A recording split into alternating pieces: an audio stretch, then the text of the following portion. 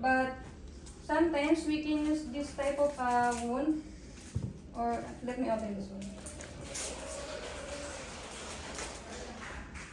For example, we have a big amount of wound. We can use this sterile gauze. We can cut it up. Then we can use this kind of tape to cover the wound properly. Then the advisable thing to change the dressing of the abrasion wound must be 2 times a day. So it will be fast healing. That's the advisable thing. Any question about abrasion wound? So actually this is a normal wound every time. Then the second one, we have a laceration wound. So laceration wound or cut refers to a stone wound. Unlike abrasion, none of the skin is missing. A cut is typically thought of as a wound caused by sharp object, like a sharp of a glass. Laceration tend to be caused by blunt trauma. So this kind of wound, we can get this one. Actually, we have 2 types of laceration wound. One is superficial and one is a deep wound. Anong type of wound? Superficial and deep one, sir. What is the general term? Laceration. Laceration. Yung kanina, what was that? Abrasion. In Tagalog, what is that? Nagasgas, marisi, right? Marisi. Next is laceration. What is Tagalog of laceration? Punit ng object. Na punit? Napunit, pero walang skin na Yes. Okay. So, what is the first aid if we have this kind of wound? Then, same thing in abrasion, we can clean the wound using running water. Most of the wound, yeah, but normal water, not hot or cold. Just a normal. Not Dubai water. By Dubai water. normal temp. Ilang minutes? About 5 to 10 minutes is better. Safe pa rin. Yes. Actually, yes, any types of wounds, you really have first step for first aid is to wash it off with running water. It should be running water, okay? And around 5 minutes minimum to 10 minutes is correct. But if it's burn wounds, you have to do the running water for at least 20 minutes, okay? And put some soap and water also to help prevent infection. So then the next thing is after we clean the So wound, mag-loosen up yung... after we clean the wound, we can apply again antibiotic. As per doctor's order. Yes. So we can cover the wounds using the sterile gauze, or if it's smaller, we can use the bandage. So there's the same first aid medication in abrasion and laceration. Laceration. Laceration, I'm sorry. So this kind of wound actually, it can heal around 4 to 6 weeks if it's deeper, because we have a Layer layer of the skin. So if it came in the deepest layer, so it will heal around 4 to 6 weeks. So we can make at least every day check this one, or every 24 hours change the dressing if it's deeper. Okay, next. Next is avulsion. Correct, correct. Avulsion, yes. Ano naman ang avulsion? Correct, sir. I'm late. Avulsion. Avulsion, a wound caused by a tearing force in which tissue is torn away from its normal position. Oh, Tagalog. Natuklap, sir. Natuklap. So, what part of your body can be avulsion? Or pwede matanggal or matuklap? Skin. Kuko, yes. What else? Muscle. Ano pa? Yung pwede matanggal sa katawan mo? Organs. Organs? Siguro basta matanggal yung mga internal organs. Siguro kamay? Finger. Tenga? Yes. Okay. So, yun yung avulsion. Tapos anong masasabi ka ba? Yeah, so you know already what is the avulsion type of wound. Wala na siyang masabi. Tinatakot yung sir eh. Ha? Tinatakot Sir, yung correct me if I'm wrong, please. Yes. So I just want to explain to you guys what is the first aid in this kind of thing, abortion wound. Actually, first, thoroughly rinse out of the dirt and or debris from the wound and clean the wound with soap and water. So we can, if you have like unscented soap, we can use this. Pwede ba yung lavender? Ano? Cetaphil. Cetaphil. Unscented ka daw eh. Cetaphil. Hindi, mukapang yun eh. Mapamahal po. Safe. Social. Yes, sa safeguard patay ang 99.9% na germs. Hindi lang na ngayon. Patay din yung muscle mo. So, and the second thing, we can apply petroleum jelly to the wound and cover the bandage to prevent dirt and germs from entering the wound. But actually, the best dressing for this kind of wound is a silicone foam dressing. But I don't have this kind of, I have the picture. This may be cost than the other gloves.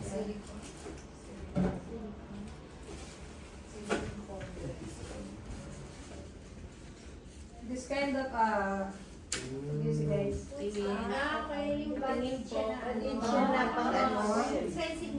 Expensive siya. So, wala ako na. Yes. This is the advisable for covering this type of abortion wound. Then, abortion wound treated stitches to close the wound to help it heal. Reattaching skin if the flap of skin is able to be saved and will heal skin grafts. So sometimes this type of wound we can stitch it, but in hospital only.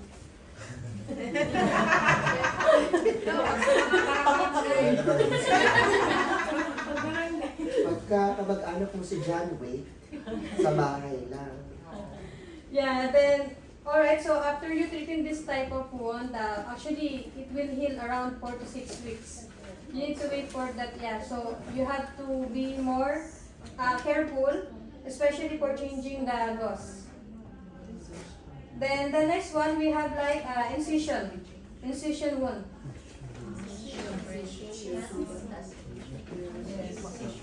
An incision is a cut. It's a cut through the skin that is made during surgery. It's also called the surgical wound. Some incisions are small, others are long. The size of the incision depends on the kind of surgery you had. Sometimes an incision breaks open. So you can see in the picture, it's like a line wound, but it will line wound, but it will be deeper. Like sa appendix, mga ganun. Appendix.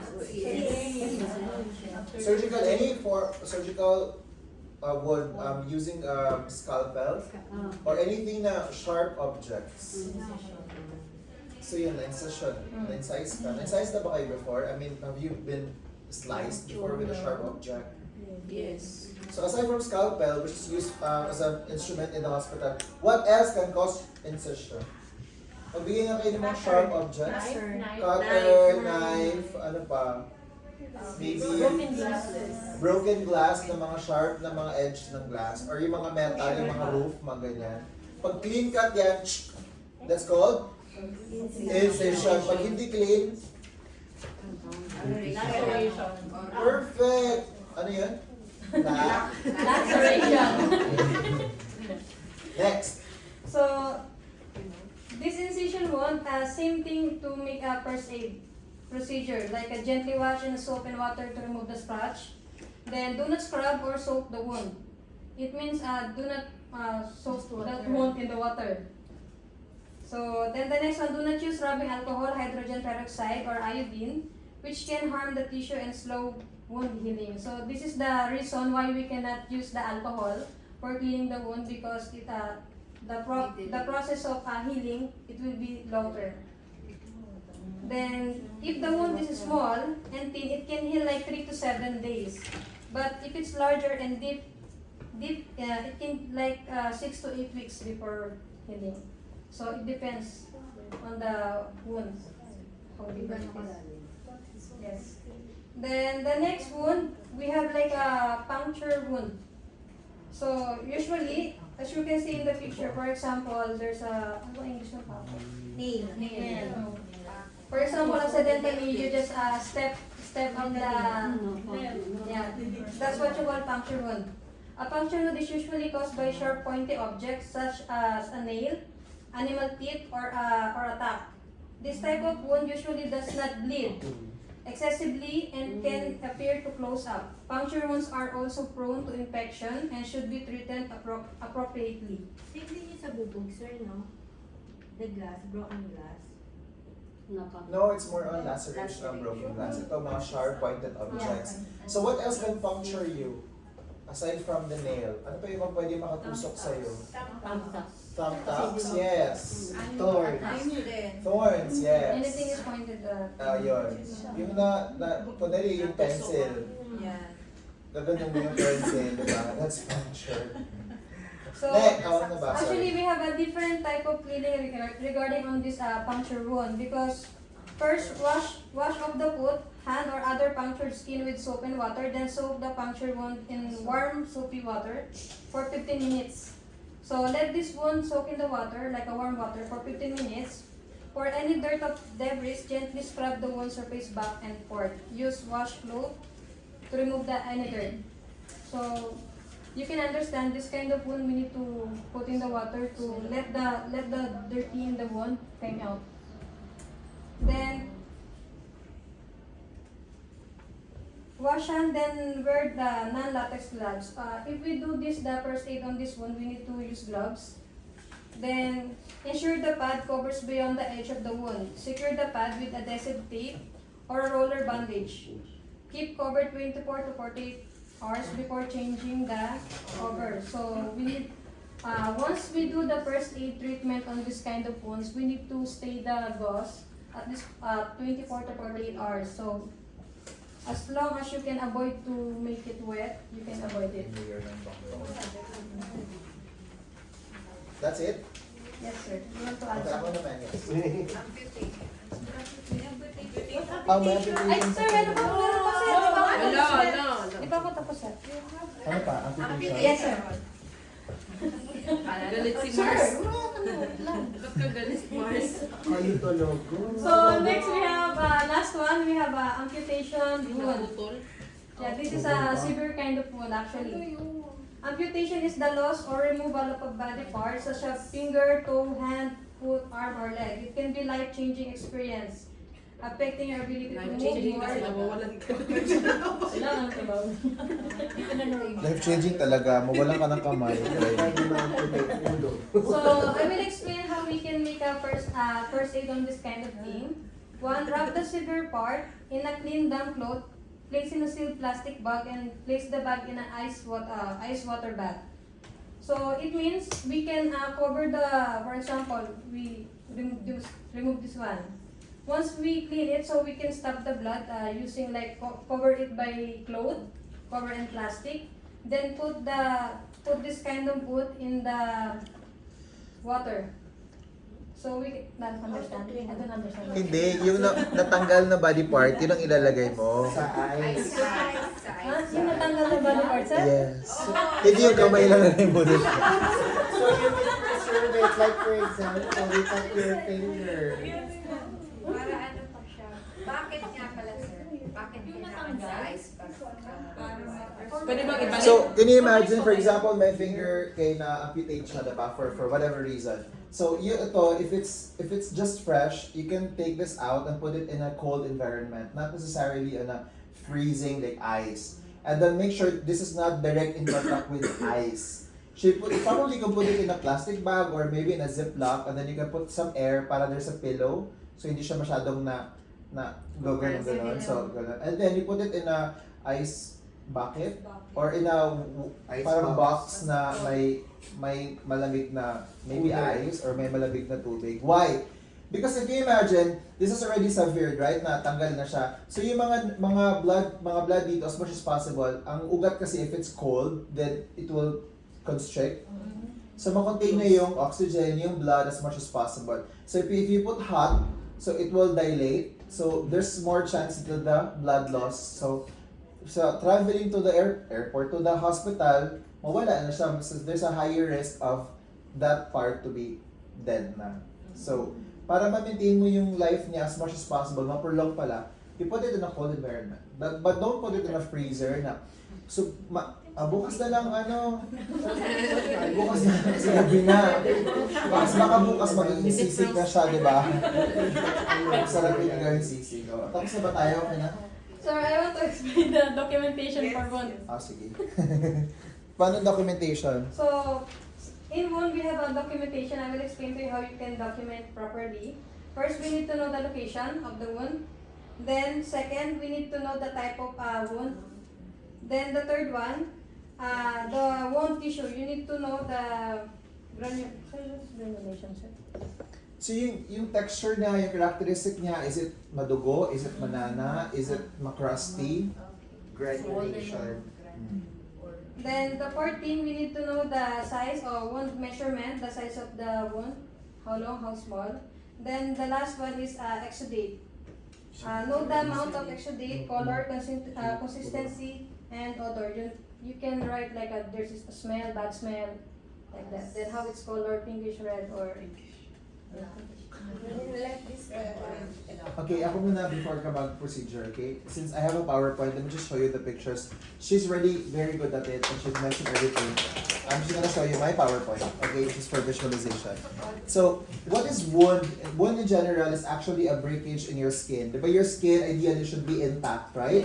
Any form of breakage or destruction in your skin is called wound, okay? And we don't want that because once your skin is open, then you'll be exposed to bacteria and infection.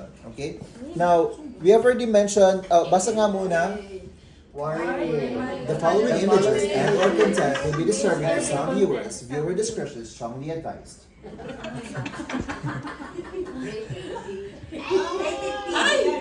Okay, so I know na that. Okay, and then let me just go through the different factors that can prolong the healing of the wound. Diabetes, how is it prolonging the, ang diabetes? How does it prolong the healing?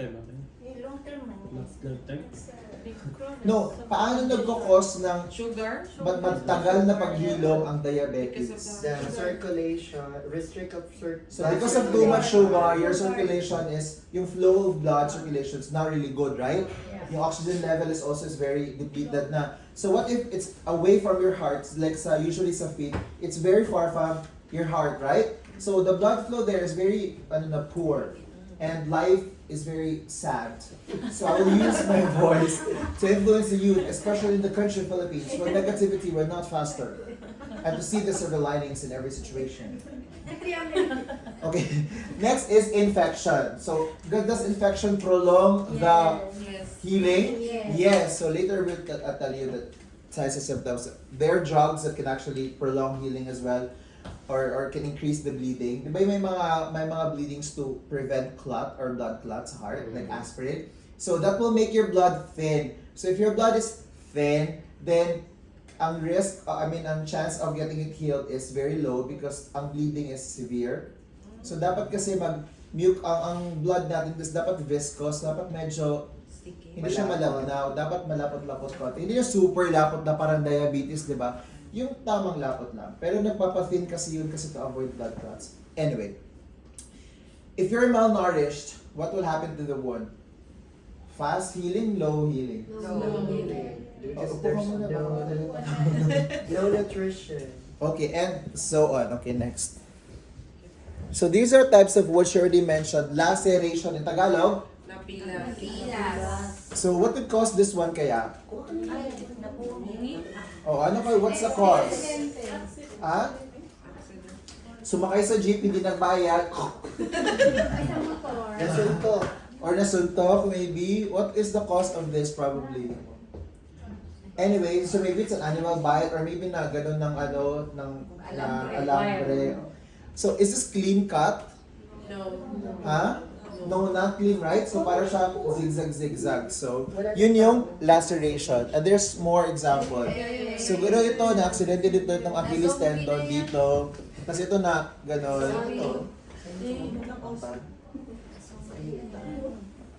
Ito kaya, ano to, tuhod?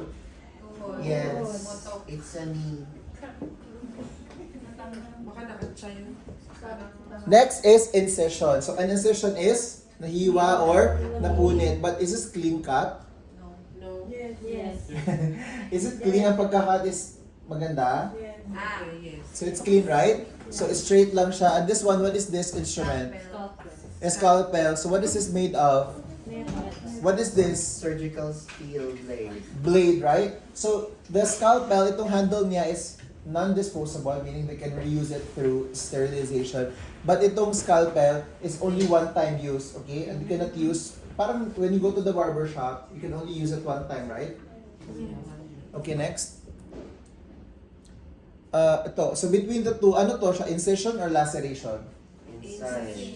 Incision because it's clean cut, right? This one, laceration because it's like that, blood trauma. For example, I will hit you in your head with a bottle of water. Psh, and then wound. What is that? Incision, laceration? Huh? Laceration. So what if I get the piece of glass and then I'll Incision. incision. So you understand? Laceration is magdumi, but incision is clean cut. Between the two, which one will heal faster? Inside. Incision or laceration? Incision. Which one will heal faster? Itong magandang pagkahiwa or yung zigzag-zigzag? Incision. So incision will heal faster, right? So imagine that it's difficult to heal like that. So what if it's like that? Ang bilis lang siya i-heal. Cool. What if naman yung mom, so di ba the mom with vaginal delivery, the doctor sometimes cut the piece in the peri area, right? What do you call that? Incision, laceration. Incision. Laceration. Hindi perfect. Hindi perfect. So this is the vagina of the mama, right? Yeah, okay lang?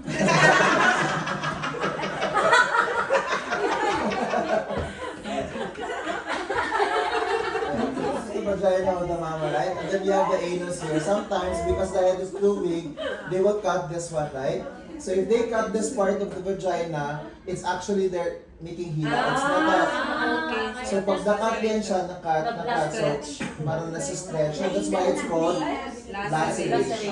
So in the microscope, if you look at it very closely, hindi siya straight cut eh. Parang siyang... So there's called laceration. May mga first degree, second degree, third degree. If it goes into the anus, it's called fourth degree laceration, but the head is really big, so it cannot go the normal birth. So, but don't worry, after that, the doctor will stitch it back again, right? It's called episiotomy. So, ayun lang. So, sabi ko nga, gusto niyo maming virgin ulit, pwede may parang, Sir Adok, magkakaroon sa clitoris niya po. Parang nasarado na pula. Okay na yan. Next. Next, abrasion or nagasgas. Sa Bisaya, mirisi. Tama ka diha. Is this painful? Yes. That's what this are mother. So, lagyan ko yun ng alcohol. mother kiss, kagaling kagad. On the other hand, there's also a mother kiss. Why does a mother kiss always work? Psychological. How is it psychological? Because of the love and care of the mother. You feel Wow. Scientifically speaking, okay, this is painful, right? But if your mom will kiss you, then there's a different sensation that will trick your brain. I can feel the kiss of the mom instead of the pain that I'm feeling on this. Kasi hipan-hipan pa. Oh, so may ibang sensation na nadadama ng brain. It's actually just a trick. But in emotional sense, you're correct. Okay? Abrasion. Next. So, why is it painful?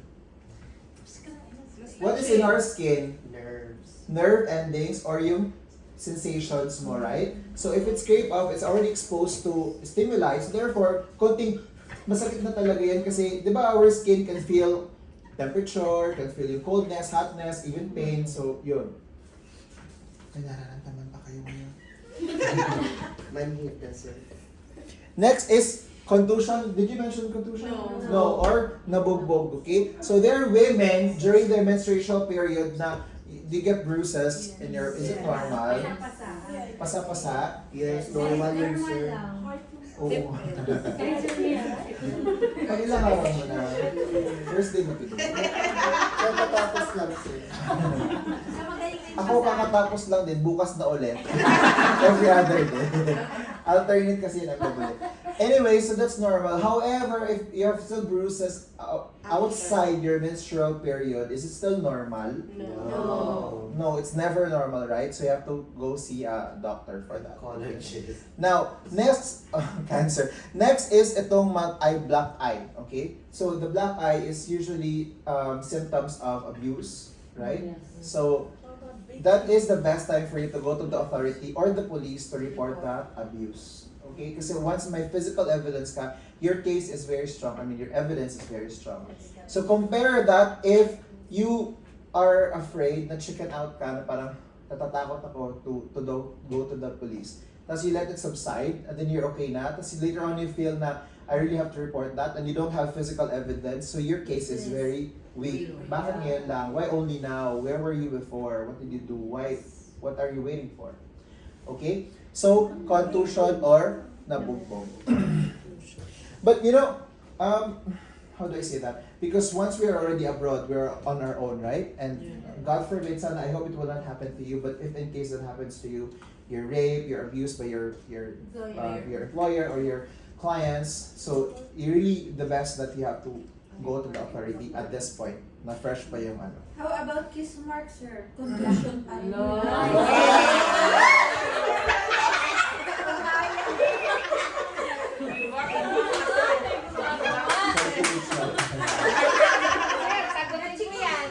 No, it's not contusion. Ano ba siya?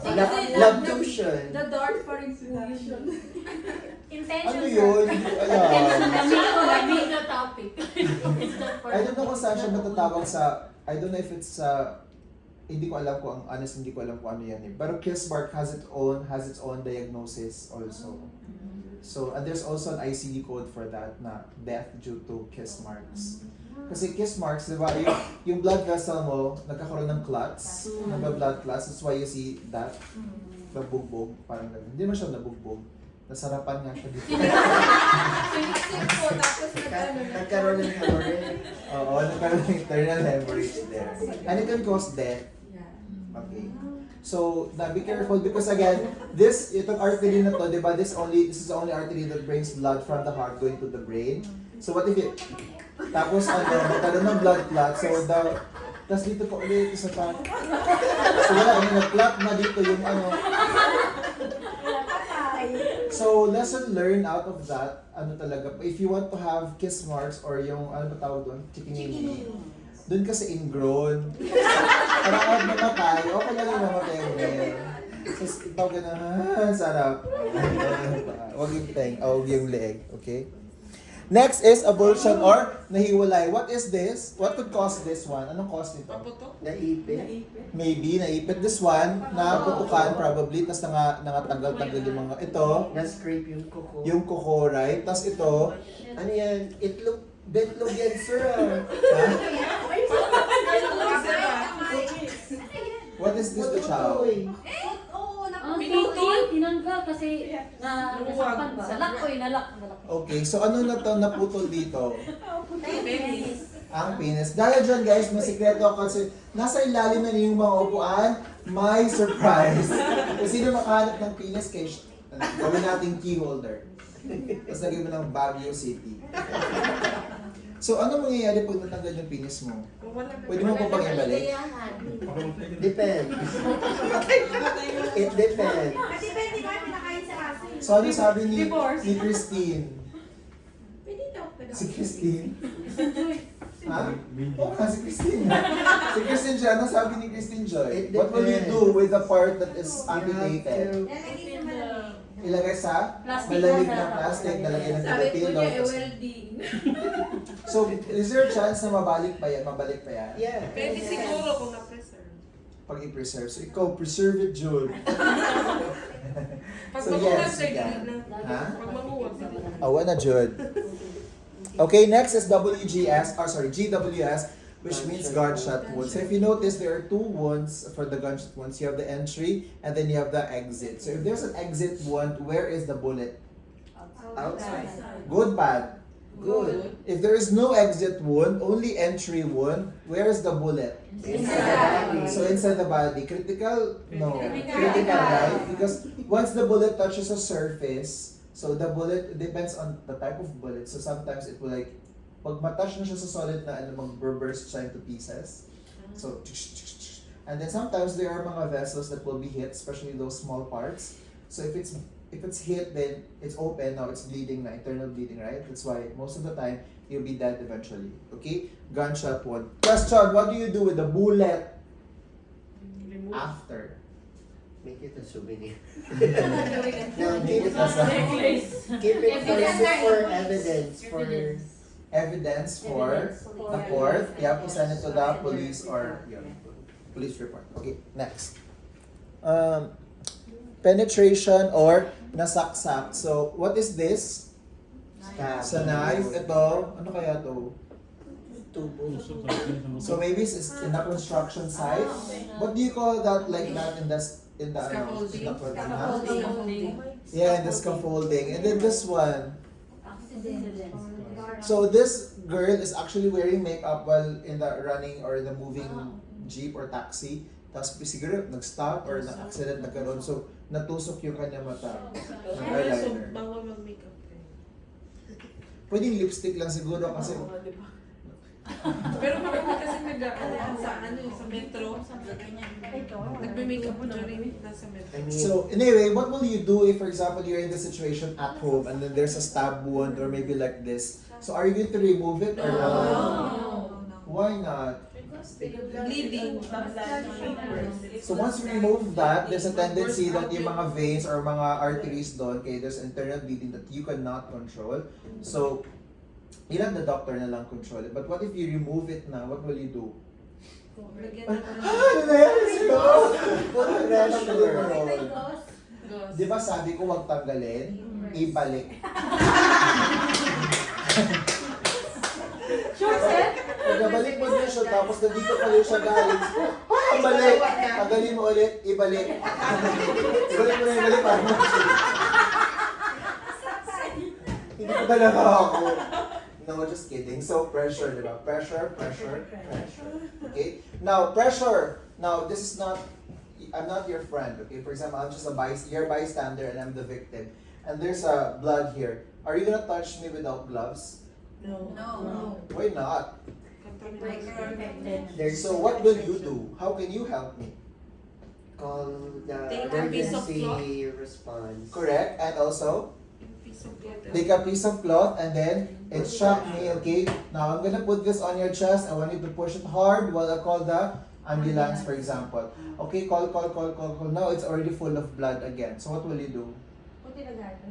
Put another one on top of that or tatanggalin mo tapos lalagay? So on the top, why natanggal? Parang hindi siya masyadong lumag- So you have to keep the pressure on and then put another one on top and then put another one on top until the rescuer arrives, right? So there, do not remove that, okay? Yeah. Sure. Okay, sure. Penetration or nasaksak. Okay, boom. Puncture is just a small mga punctures. Like this one is a needle prick. Question, I want to highlight this because one of the biohazards, so one of the occupational hazards that we get when working in the hospital is needle prick. Okay, so what do you do if by accident you prick yourself a needle in the hospital while working in the hospital? Immediately report it. Wow. Yes, obviously, as she said, you have to wash it with running water, soap, and blah blah blah. After that, you have to Report it to your charge nurse. You have to make an incident report. Why? Para may record. Yes. To So investigate why there's a needle there, whose negligence is it? And that's then also true. what will And be the next procedure if you need to get tested? correct. So what if that needle was used to someone with hepatitis B or HIV or anything like that, and then you pricked yourself accidentally, but you keep it Secret. to yourself because may incident report ako, and then eventually became positive. So I was really pricked last last week. But there's no more incident report, there's no evidence and everything, so maybe you get it outside the hospital. So the hospital will not cover that for you. So you have to pay it on your own. Understand? So it's really important that you make an incident report for that. Okay? So puncture or na tusok. Pag malalim ang tusok, it's called Baon. what? Can relate. What do you call that one earlier? Penetration. Penetration. Pero pag mga lang, what do you call that? Puncture lang. So, nung bago kayong kasal, ano nangyari doon? Penetration or puncture lang?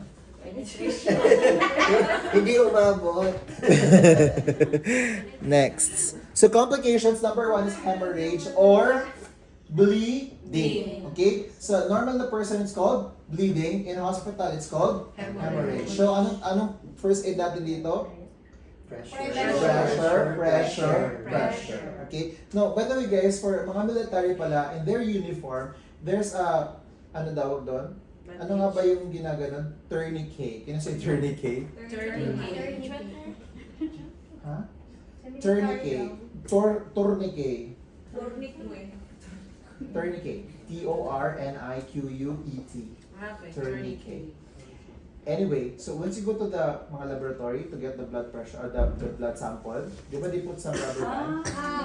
The garter one, that's called the tourniquet. Now, for the mga military people or mga people serving mga good uniform, in their uniform alone, they also have tourniquets. So when they go to war, blah blah blah, may mga ganung incidents, and then somebody's shot, so they will use that to prevent yung blood loss. So in their uniform, naka-embed na yung tourniquet doon na. May, parang may naka-design silang tourniquet. Tatanggalin nila doon yung computer sa tourniquet. Next. Next is infections. Can you tell me what do you see in the infection? Signs and symptoms of infection. Pus. What else? Swelling. Inflammation, yes. What else? Yeah, inflammation. If I touch this, what would I feel? Pain, yes. Is it hot or cold? Hot. And then, do I have fever? No fever. Fever. And then, is there blood also? Blood Yes, spot. probably. Yeah, right? Okay. Next. Sarap kumain. Dehiscence is also another complications. So this is, as you can see, there's a suture or surgery. But for some reason, because that's why it's called complications, for some reason, it's not closing by itself or healing, right? So it was stitched or sutured, but yet, I don't know, allergy, nutrition, whatever. So, hindi siya nag-close. So, dehiscence. So, parang silang pinagtagpo, pero...